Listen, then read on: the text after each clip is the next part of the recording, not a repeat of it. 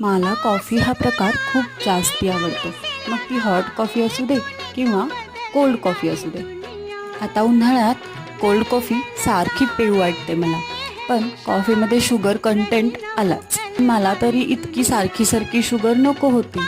म्हणून आज आपण हेल्दी कोल्ड कॉफी करायची कशी ते बघूया. सुरुवातीला 4-5 बिया काढलेले खजूर घेतले आहेत. त्यामध्येच मी 1 चमचा कॉफी घातली आहे आणि थोडंसं दूध घातलं आहे. सुरुवातीला थोडंसं दूध घालायचं आणि खजूर ब्लेंड करून घ्यायचं.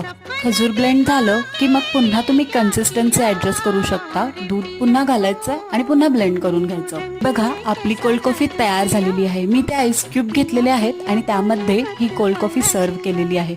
अतिशय सुंदर लागते. मला तरी खूपच जास्ती आवडते. तुम्ही करून बघा, तुम्हालाही आवडेल.